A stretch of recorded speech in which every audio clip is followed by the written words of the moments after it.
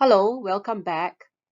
Earlier, you had the opportunity to rethink your current assessment feedback practices through reflection and peer review. That's good. But we know simply replicating an effective feedback practice from one context does not always guarantee success in the next context. Sometimes, how good feedback is practiced by teachers and experienced by students may depend more on the conditions than the practices that happen.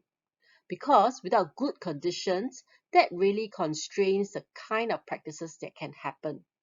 There is now growing recognition that the contextual factors supporting successful assessment feedback practices needs to be considered. So in this segment, we want to begin to do just that, to consider the conditions that enable effective feedback. To do so, we refer to this research article by Henderson and Associates. This piece of research is quite something. I encourage you to read the article for yourself to get the details, but essentially, the team had worked with 7 case studies to draw up a list of conditions that enable effective feedback. They went on to further refine the list by surveying senior management leaders from universities in Australia. In fact, their research was quite extensive. They were able to work with 80% of the universities in Australia to build consensus of these 12 conditions that enable effective feedback. The researchers distilled the conditions into 3 main dimensions. Firstly, capacity for feedback. Secondly, designs for feedback. And finally, culture for feedback. The key message behind this research is that while feedback practices are important, it is just as important for leaders to set the conditions for effective feedback to take place. In a while, we'll be hearing from the researchers on these various dimensions and also draw links to what we have discussed in the assessment lecture and seminar so far. The notion of capacity for feedback moves beyond what the educator can do for the learner.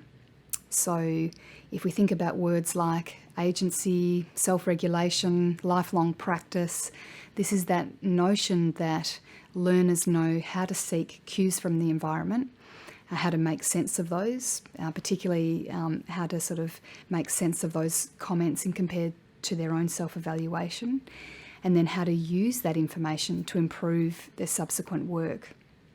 And you can have really clever educational design that forces learners to engage in this way. But if you also, if you like, prime the learners to know how to look for this information, and you give them the language to engage with educators and peers in actually learning to look and use feedback for the value that it holds, then we're much more likely to ring feedback for its potential. Successful feedback needs to be resourced. Successful feedback needs to be resourced. It takes time. It takes a lot of time, but it's ultimately worth it when you see the improved work from students. And successful feedback is more and more often being enabled by technology and space. So a range of technology ranging from audio and video technologies through to automatic responses on multiple choice questions, through to most commonly just annotations on student work online. And effective feedback can benefit from spaces for feedback.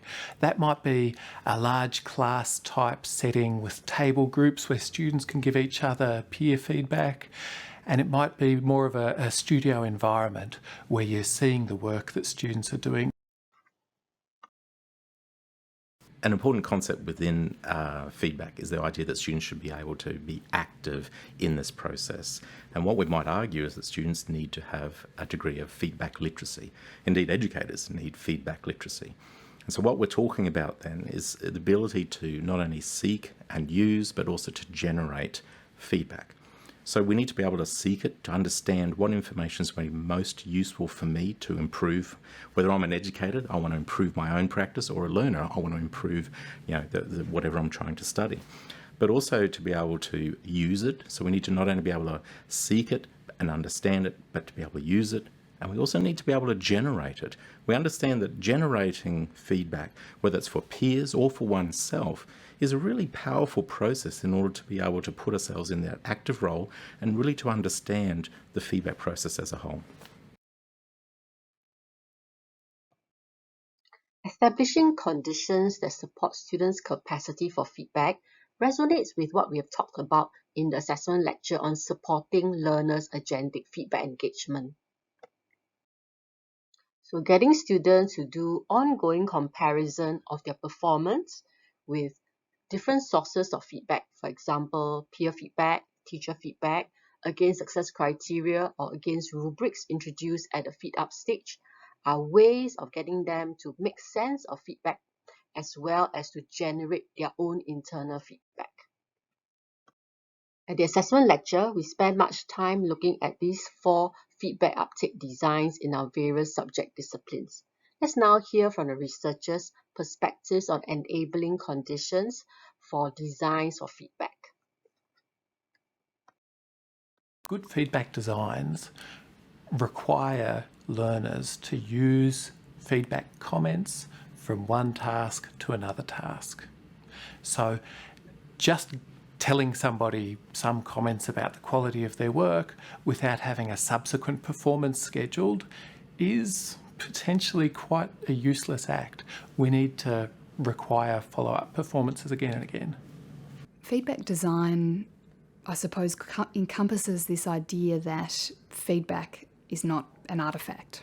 So it's not just a once-off provision of comments, but it's a set of processes, again, that is enacted over time.